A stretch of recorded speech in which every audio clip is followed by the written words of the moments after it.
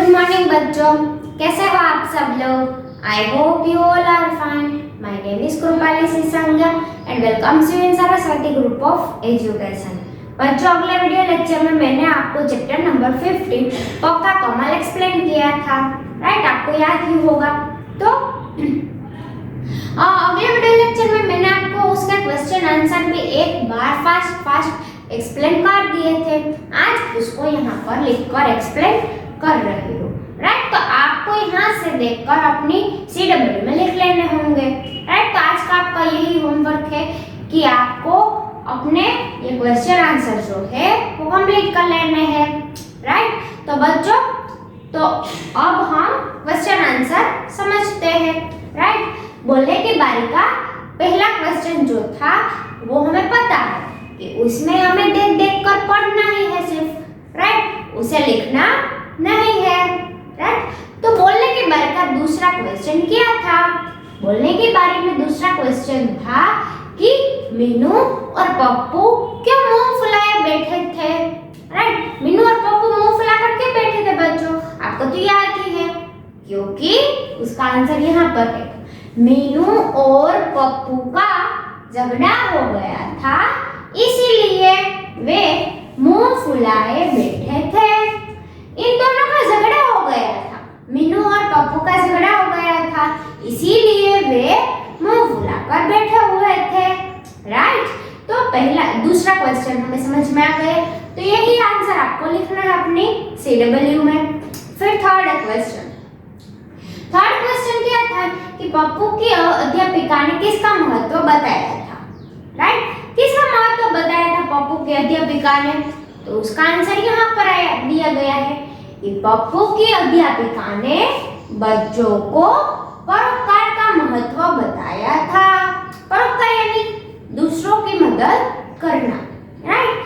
तो पप्पू की अध्यापिका ने बच्चों को परोपकार का महत्व बताया था। तो बच्चों, ये था हमारा तीसरा क्वेश्चन। ये पहला, दूसरा और तीसरा तीनों क्वेश्चन हमने आसानी से समझ ली, राइट। इसी तरह मैं आपको अभी लिखने की बारी का क्वेश्चन आंसर एक्सप्लेन करती हूँ। अब हम लिखने की बारी के क्वेश्चन आंसर समझेंगे, राइट। तो लिखने की बारी का पहला क्वेश्चन हमें दिया गया है कि मीनू पप्पू से किस बात पर नाराज थी। फर्स्ट क्वेश्चन पूछा गया है कि मीनू पप्पू से किस बात पर नाराज थे। ऐसी कौन सी बात हो गई थी कि जिससे मीनू पप्पू से नाराज हो गई थी, राइट। तो यहाँ पर इसका आंसर दिया गया है। बच्चों, यहाँ पर जो आंसर लिखे गए हैं वही आज का आपका होमवर्क है। इसमें से आंसर देख देख कर आपको अपनी CW में लिखने हैं, राइट। आपको वर्कशीट नहीं मिलेगी, आपको इसी में ही देख देख कर लिखना होगा, राइट। इसी में से ही लिखना है। तो पहले क्वेश्चन का आंसर ध्यान से समझना।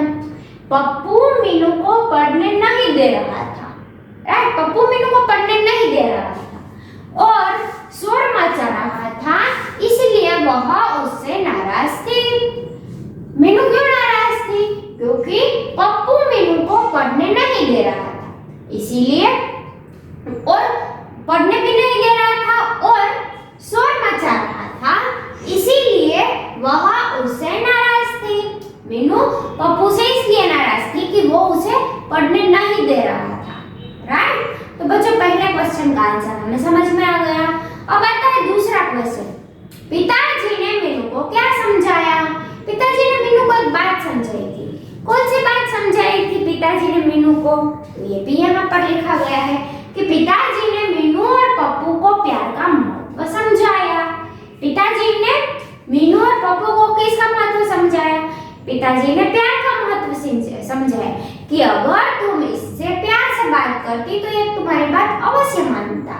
किसी को डांटने या मारने पीटने से कोई काम हम नहीं करवा सकते हैं, राइट। तो इसका आंसर हमें समझ में आ गया कि पिताजी ने मीनू और पप्पू को प्यार का महत्व समझाया, राइट। फिर आता है क्वेश्चन नंबर 3। सफलता के लिए क्या जरूरी है? के लिए हमें क्या करना जरूरी है? तो ये बात हमें मीनू ने समझाई थी। तो उसने कौन से प के बारे में समझाया था? प से परिश्रम। तो यहाँ पर परिश्रम के बारे में आने वाला है, राइट। सफलता के लिए क्या जरूरी है? तो थर्ड क्वेश्चन का आंसर आंसर आएगा कि सफलता के लिए परिश्रम जरूरी है। परिश्रम ही सफलता की कुंजी है। राइट, परिश्रम सफलता के लिए परिश्रम जरूरी है। परिश्रम यानी कि मेहनत करना जरूरी है और परिश्रम ही सफलता की कुंजी है। कुंजी यानी कि चाबी। राइट, चाबी मतलब कि की। આપણે ખૂબ જ મહેનત કરીએ તો આપણને સફળતા હતા કોઈ જ રોકી શકે નહીં। રાઈટ, તો થર્ડ ક્વેશ્ચન આન્સર માં આપણને એ સમજાવ્યું છે कि सफलता के लिए परिश्रम जरूरी है। सफलता ही परिश्रम ही सफलता की कुंजी है। राइट, तो बच्चों ये था हमारा थर्ड क्वेश्चन का आंसर। फिर आता है चौथा, पाठ में पाठ से प वाले शब्दों को चुनो और उसके अर्थ लिखो। पाठ से प वाले शब्द कौन कौन से थे बच्चों? प से प्यार और स्नेह। प से प्यार, प्यार का मतलब होता है स्नेह। फिर दूसरा प से परिश्रम, परिश्रम यानी कि मेहनत। तीसरा प से परोपकार, परोपकार यानी कि दूसरों का भला करना। प से परोपकार। फिर आता है प से पकोड़े, पकोड़े यानी कि स्वादिष्ट व्यंजन। स्वादिष्ट व्यंजन मतलब कि આપણે ખાવાની જે વસ્તુ હોય પકોડા, બરાબર? પકોડા ને તમે બધા ઓળખો જ છો। फिर प से पप्पू, पप्पू यानी कि लड़के का नाम। फिर प से पिता, पिता यानी कि पापा, बाप। फिर और कितने शब्द आते हैं? प से पढ़ना, पकड़ना, पीटना आदि। तो ये आदि शब्द हमारे पाठ में दिए गए थे। राइट, तो बच्चों ये चारों के चारों क्वेश्चन आपको अपनी शेड्यूल में लिख लेने हैं। यहाँ पर से ही देख देख कर आपको लिखने होंगे। राइट, तो अब हम समझते हैं क्वेश्चन नंबर 5। तो अब हम क्वेश्चन नंबर 5 पहुंचे हैं। उसमें दिया गया है सही कथन पर सही और गलत कथन पर गलत का निशान लगाओ। राइट, आपको निशान लगाना है राइट और रॉन्ग का। तो उसमें पहला दिया गया है, पप्पू ने मीनू को पढ़ने नहीं दिया। पप्पू ने मीनू को पढ़ने नहीं दिया, तो ये बात तो सही ही है। पप्पू ही मीनू को परेशान कर रहा था, तो पहले में आएगा सही। आपको सही करना है पहले में। राइट, ये निशानी ही आपको लगानी है, ये सही और गलत आपको लिखना नहीं है। मैंने सिर्फ आपकी समझ के लिए लिखा है। राइट, तो आपको पहले वाक्य में करना है सही। फिर दूसरा दिया गया है, परोपकार का रास्ता अपनाओगे तो सुखी रहोगे। तो ये बात तो सही है, हम दूसरों की मदद करेंगे तो हम भी सुखी रह पाएंगे। राइट, तो ये बात सही है। तो दूसरे सेंटेंस में आएगा सही। फिर तीसरा सेंटेंस दिया गया है, परिश्रम के बिना भी हम सफल हो सकते हैं।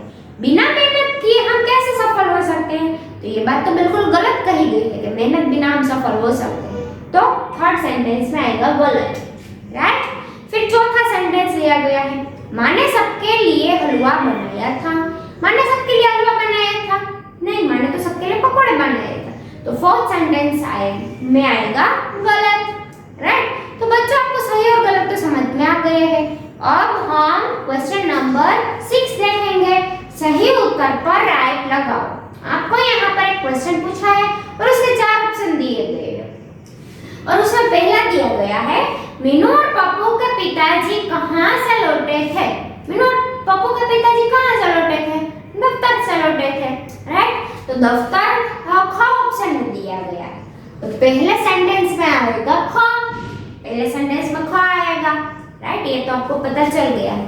फिर दूसरा सेंटेंस है कि माताजी ने सबके लिए स्वादिष्ट प से क्या बनाया था?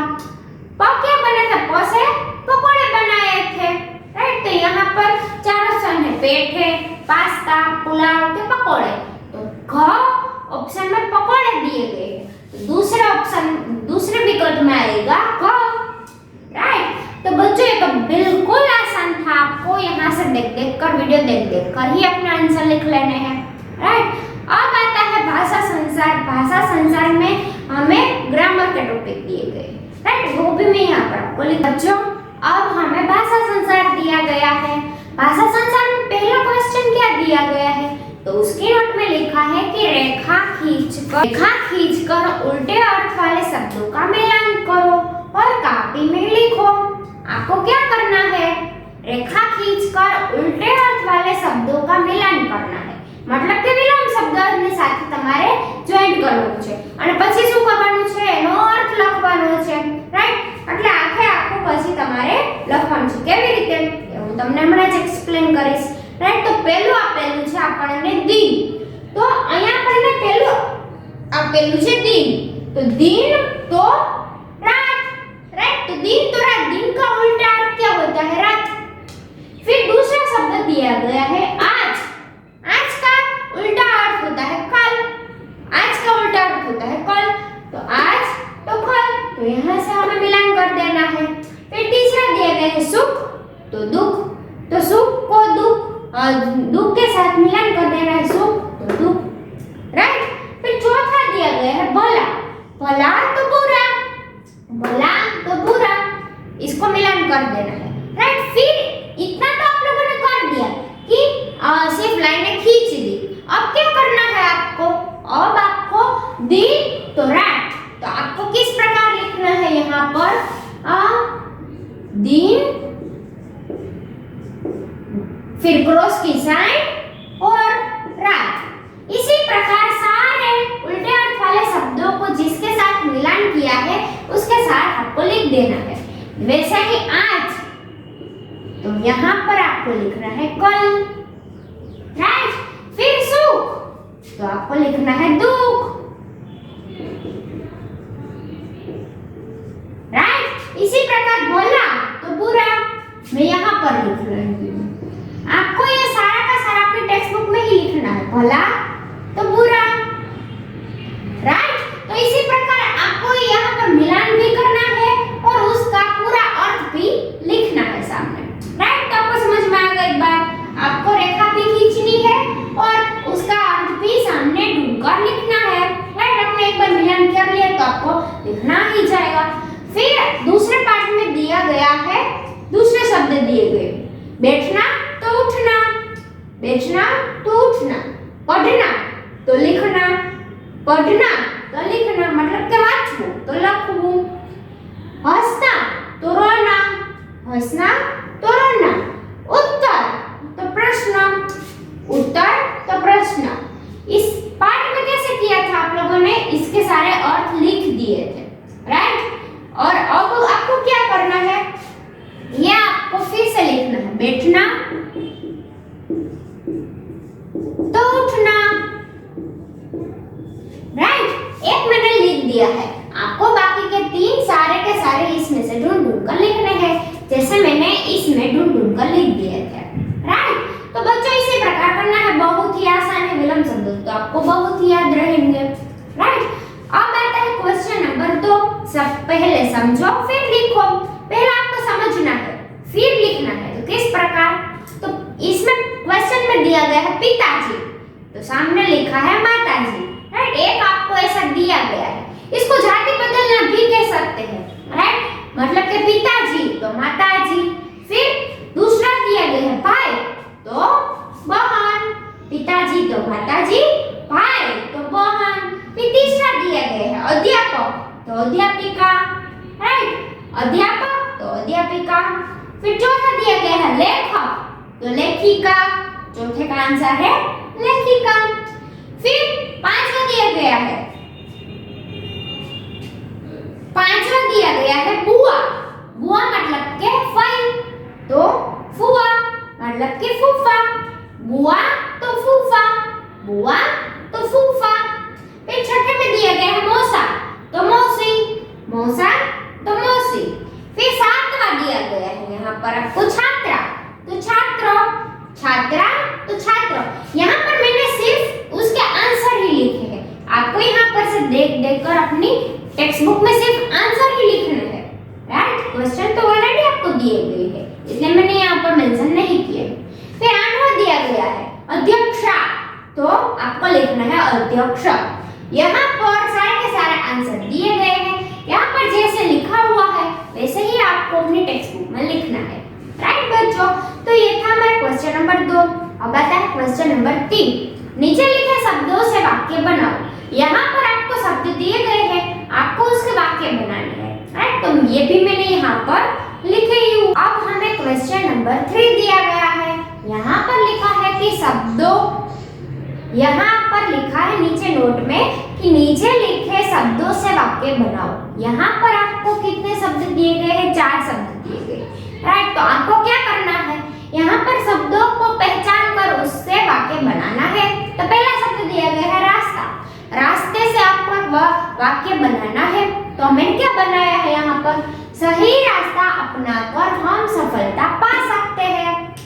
तो ये तो मीनिंगफुल सेंटेंस हुआ ना, मीनिंगफुल मतलब कि इसका कोई अर्थ भी निकलता है कि ये तो सही है, कि सही रास्ते पर मतलब के अच्छे कर्मों से, मतलब के सही कर्म करके हम सफलता अच्छे से पा सकते हैं। राइट, बुराई का रास्ता नहीं अपनाना चाहिए, सच्चाई के रास्ते पर ही चलेंगे तो हमें सफलता अवश्य मिलेगी।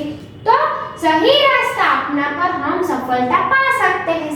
सफलता पाने के लिए हमें कोई उल्टे सीधे काम नहीं करने। राइट, तो पहला शब्द पूरा हो गया, पहले शब्द से हमने वाक्य बना लिया। वैसे ही दूसरा शब्द लिया है हमने परोपकार। परोपकार यहाँ पर दिया गया है, तो ये जो शब्द दिया गया है ना, पूरे वाक्य में ये परोपकार शब्द आ जाना चाहिए, हमें ऐसा ही सेंटेंस बनाना है। तो परोपकार करना हमारा कर्तव्य है। परोपकार करना हमारा कर्तव्य है। हमारा काम क्या है, परोपकार करना। कर्तव्य मतलब के काम। राइट, परोपकार करना हमारा कर्तव्य है। राइट, तो दूसरे सेंटेंस हमें समझ में आ गया। फिर तीसरा कौन सा शब्द दिया गया है, परिश्रम। परिश्रम मतलब कि તમને ખબર છે મહેનત। રાઈટ, તો આપણે એવું સેન્ટેન્સ બનાવવાનું છે કે જેમાં પરિશ્રમ આવતો હોય। परिश्रम सफलता की कुंजी है। कुंजी मतलब के चाबी। राइट, परिश्रम सफलता की कुंजी है। हमें सफलता प्राप्त करनी है, तो वैसे ही हम सफल नहीं हो जाएंगे, परिश्रम करेंगे तभी सफल हो पाएंगे। राइट, तो परिश्रम सफलता की कुंजी है। राइट, तो तीसरा सेंटेंस भी समझ में आ गया। फिर चौथा स्वादिष्ट। तो स्वादिष्ट शब्द दिया गया है, तो आप स्वादिष्ट शब्द से शुरू होने वाला कोई भी वाक्य बना सकते हो। यहाँ पर मैंने लिखा है वो भी लिख सकते हो, या आपको कोई मनपसंद चीज हो जो स्वादिष्ट लगती हो आपको, इसके बारे में भी आप लिख सकते हो। मेरी माँ स्वादिष्ट भोजन बनाती है, आप ये भी लिख सकते हो। अदरवाइज आपको ये भी लिखना हो तो लिख सकते हो कि मेरी बहन स्वादिष्ट भोजन पकाती है। राइट, वो भी आप लिख सकते हो। आपको जो सेंटेंस याद आ रहे हो वो भी आप अपने से लिख सकते हो। राइट, तो यहाँ पर हमारा क्वेश्चन नंबर 3 कंप्लीट हो जाता है। फिर हमें पेज नंबर 64 पे सतरंगी रचनात्मक गतिविधियां दी गई है। उसमें क्या दिया गया है कि क्वेश्चन नंबर 1, नीचे बने चित्रों को देखो और सही क्रम में 1 2 3 4 5 6 लिखो। राइट, आपको 6 चित्र दिए गए हैं। आपको क्या करना है कि पहले कौन सी चीज बनती है, फिर कौन सी चीज बनती है, तो ऐसे करके आपको नंबर देना है। राइट, आपको एक एक्टिविटी दी जाती थी अपनी टेक्स्ट बुक में कि उसमें होता है कि पाठ में पहला वाक्य कौन सा आता है, बाद में कौन सी घटना घटती है, तो घटनाक्रम के अनुसार आपको नंबर देने थे।